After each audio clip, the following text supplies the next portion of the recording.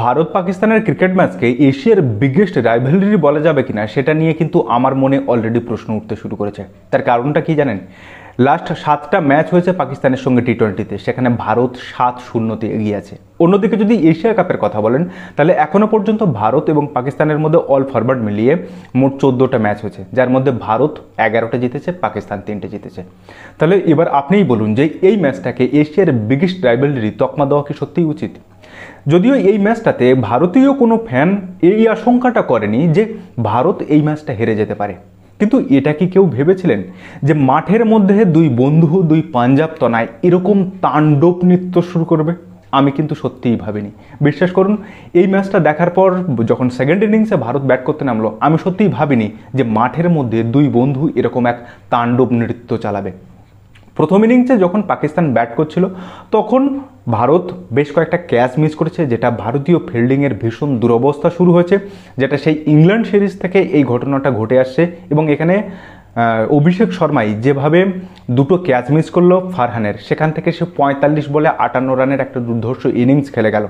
এবং পরবর্তীতে কুলদীপ যাদবও শায়াম আয়ুবের একটা ক্যাচ মিস করলো এবং সেখান থেকে সে বেশ কয়েকটা রান করে গেল।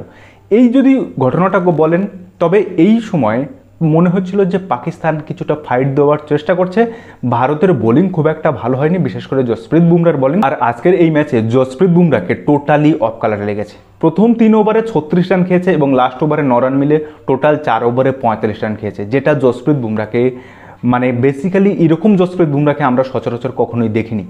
কোনো উইকেট পায়নি 4 ওভারে 35 রান করে, যদিও লাস্ট ওভারে তার একটা ক্যাচ মিস হয়েছে, শুভমান গিল ক্যাচ মিস করেছে। আর যদি এই ক্যাচ মিসের খাতাটা দেখেন, তবে হার্দিক পান্ডিয়ার প্রথম ওভারে, বরুণ চক্রবর্তীর প্রথম ওভার এবং সেকেন্ড ওভারে, আর জসপ্রীত বুমরার লাস্ট ওভারে, এই টোটাল 4টে ক্যাচ মিস হয়েছে, যেটা কিন্তু ভারতের কাছে ভীষণ এক চিন্তার বিষয় হতে যাচ্ছে। যদি এই ম্যাচটা বিশ্বকাপের মতো বা কোনো ভালো বড় বড় টুর্নামেন্টে যে ম্যাচটা ভীষণ ক্লোজ, যেখানে ফাইটিং হবে, সেইখানে কিন্তু এই ঘটনাগুলো হিতে বিপরীত হয়ে আসতে পারে। দুবার জীবনদান পেয়েও পাকিস্তানের ফারহান 45 বলে 58 রানের বেশি করতে পারলেন না। আর পাকিস্তানের ব্যাটাররা ভেবেছিলেন জসপ্রীত বুমরাকে ছক্কা মেরেছে, 4 ওভারে 45 রান নিয়েছে, কিংবা স্পিনারদেরকে নিয়ম করে ছক্কা মারছে, তাদেরকে অ্যাটাক করছে, ব্যাস আমরা কিন্তু এই ম্যাচটা এগিয়ে যাব। একটা সময় পর্যন্ত তাদের 91 রান ছিল 10 ওভারে, সেখান থেকে 20 ওভার শেষে তারা 171 রানের মধ্যে কিন্তু আটকে গেল।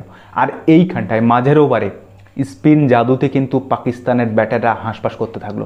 আজকের ম্যাচেও প্রায় 7.5 ওভার ডট বল খেলো পাকিস্তানের ব্যাটাররা। আর পাকিস্তানের ব্যাটাররা আজকের ম্যাচে হোমওয়ার্ক করে এসেছিলেন জসপ্রীত বুমরা এবং ভারতের 3 স্পিনারের বিরুদ্ধে, কিন্তু আজকে পরীক্ষায় আনকমন প্রশ্ন হিসাবে শুভম দুবে এসে গেলেন এবং তিনি সেট দুটো ব্যাটারকে আউট করে ভারতকে কিন্তু আবার ম্যাচে ফিরিয়ে আনলেন।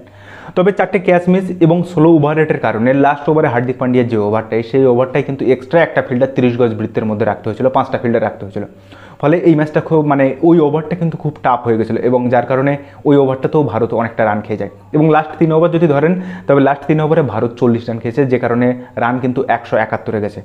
যদিও এই রানটা কিন্তু যাওয়ার কথা নয়, যেভাবে ভারত ক্যাচ মিস করেছে, ফিল্ডিংয়ে যেভাবে বাজে ফিল্ডিং করেছে, বিশেষ করে ক্যাচ মিসগুলো, সেটা যদি না হয় তবে পাকিস্তান কিন্তু 171 রানে যেতেই পারে না, কখনোই যেতে পারে না। তবে এরপরে যখন ভারত ব্যাট করতে নামলো, তখন সেই অভিষেক শর্মা একদম তার ধারাবাহিকতা বজায় রাখলেন। প্রথম বলেই হয় ছক্কা নয় 4, দুটোর একটা মেরে তিনি ইনিংসটা সাজাবেন। এক্ষেত্রেও শাহিন শাহ আফ্রিদির প্রথম বলে ছক্কা মেরে তিনি বুঝিয়ে দিলেন। ফিল্ডিংয়ে তিনি যে দুটো ক্যাচ ফেলে পাকিস্তানকে 171 রান করতে দিয়েছেন, সেটা এবার তিনি সুদে আসলে তুলবেন। ইনিংসের শুরুতে অভিষেক শর্মা একটু ধীরে চলন নীতিতে বা অ্যাঙ্কারিং রোল হিসেবে প্লে করছিলেন। অন্যদিকে ভারতের প্রিন্স তথা ভাইস ক্যাপ্টেন শুভমান গিল কিন্তু একটু অ্যাটাকিং মোডে চলেছিলেন। একজন খেলছিলেন 5th গিয়ারে, যেখানে কোনো ব্রেক নেই, 5th গিয়ারে গাড়ি চলবে অভিষেক শর্মার। অন্যদিকে ক্লাসিক্যাল বা ধ্রুপদী ব্যাটিংয়ে দর্শকদের মন কিন্তু জিতে নিয়েছিলেন শুভমান গিল এবং অভিষেক শর্মা পাওয়ার প্লেতে 6 ওভারে 69 রান তুললেন। যখন গিল আউট হয়ে ফিরছেন 5 স্টপের বলে, ততক্ষণে দুজনের জুটিতে উঠে গেছে 105 রান, আর শুভমান গিল 48 রান করে ফেললেন। কিন্তু এরপর থেকেই অভিষেক শর্মা যেন এক আলাদাই ফর্মে শুরু করলেন, যেখানে 39 বলে 74, 188-89 উপরে স্ট্রাইক রেট, এবং যদি তার গোটা টি-20 কেরিয়ারে দেখেন আন্তর্জাতিকে, তবে 198 স্ট্রাইক রেটে ব্যাট করছেন। দেখুন, তিনি এইরকমই ব্যাট করবেন। যেদিন মাঠে থাকবেন 10 ওভার কি 15 ওভার, সেদিন মনে করবেন মাঠে তাণ্ডব চলবে, সেখানে যে বোলার আসুক তার কোনো রেহাই নেই। তবে অভিষেক শর্মা এইভাবেই ব্যাট করবেন এবং তাকে এই স্বাধীনতাটা দেওয়াই উচিত আমার অন্তত মনে হয়েছে। তবে লাস্ট তিনি যে বলটাতে আউট হলেন সেটা বড্ড চোখে লাগলো, বড্ড বাজে লাগলো। কারণ আগের ইনিংসেও তিনি এইভাবে একটা আউট হয়েছিলেন, মানে হাফ শটে আউট হলেন, ছোট্ট একটা লব তুলে দিলেন, সেখান থেকে কিন্তু সেই আউট হলেন। তবে আজকের এই ম্যাচটাতে অভিষেক শর্মা ফিল্ডিংয়ে যেভাবে তাদেরকে মানে পাকিস্তানকে যে তাদের সুযোগ নিয়েছিল অভিষেক শর্মার ক্যাচ মিসের কারণে, সেটা কিন্তু তিনি সুদে আসলে নিয়েই মাঠটা ছেড়েছেন। কিন্তু অভিষেক শর্মার পরের ওভারে ভারতীয় দলের ক্যাপ্টেন সূর্যকুমার যাদব তার সেই ফাইন লেগের উপর দিয়ে শটটা খেলতে গিয়ে এজ হয়ে থার্ড ম্যানে ক্যাচ দিলেন এবং পাকিস্তানের বিরুদ্ধে তার এই রানের খরাটা কিন্তু এখনও কন্টিনিউ হতে থাকলো। আর হ্যারিস রউফ তাকে এই নিয়ে মোট 3 বার কিন্তু আউট করলেন এই টি-20 ক্রিকেটে।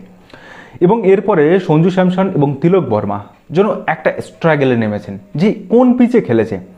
যে যখন অভিষেক শর্মা এবং শুভমন গিল যখন ব্যাট করছিলেন তখন মনে হচ্ছিল যেন এক আলাদা পিচ, তারা আলাদাই ব্যাট করছেন। কিন্তু যখন মানে সঞ্জু স্যামসন এবং তিলক বর্মা ব্যাট করছেন তখন যেন মনে হচ্ছে যে এটা আলাদা পিচ, বল ব্যাটে আসছে না, স্ট্রোক খেলতে পারছে না, এত স্ট্রাগল করছিল এরা। তবে আমার এইখানটায় মনে হচ্ছে যে ভারতের এই মিডল অর্ডারটায় আমার মতে একটু ডিপ করার দরকার। কারণ সঞ্জু স্যামসন কিন্তু ভারতীয় দলের হয়ে টি-20তে ওপেনেই সব থেকে বেটার পারফরমেন্স করেছে। মিডল অর্ডারেও সে কিন্তু যদি টি-20 ফরম্যাটে আইপিএলও দেখেন সেখানে কিন্তু তার খুব একটা ভালো পারফরমেন্স নেই। তাই আমার মনে হয় যদি সঞ্জু স্যামসনকে 3-এ রেখে 4-এ তিলক বর্মা এবং 5-এ যদি সূর্যকুমার যাদব আসে তবে মনে হয় এই মিডল অর্ডারটা আরও একটু স্ট্রং হতে পারে। এরপরে তো আমাদের হার্দিক পান্ডিয়া, শিবম দুবে, অক্ষর প্যাটেল থাকছেনই। তবে আপনার কি মনে হচ্ছে যে এইখানটায় মিডল অর্ডারে কীরকম ধরনের ব্যাটিং পজিশনটা রাখলে ভালো হতে পারে? অথবা আপনি যদি বলেন যে যদি সঞ্জু স্যামসনের পরিবর্তে কি জিতেশ শর্মাকে খেলানো উচিত, সেটা কিন্তু অবশ্যই কমেন্ট করে জানাবেন। এবং যদি দেখেন গোটা ম্যাচটাতে, তবে 1 থেকে 6 ওভারের মধ্যে যেখানে পাকিস্তানের রান ছিল 55 রানে 1 উইকেট, সেখানে ভারত কিন্তু 69 রান তুলেছে কোনো উইকেট ছাড়াই। আর যদি 7 থেকে 15 ওভারের মধ্যে ধরেন তবে এখানে কিন্তু প্রায় একই সেম 64 রানে পাকিস্তানের 3 উইকেট ছিল, ভারতের 63 রানে 3 উইকেট।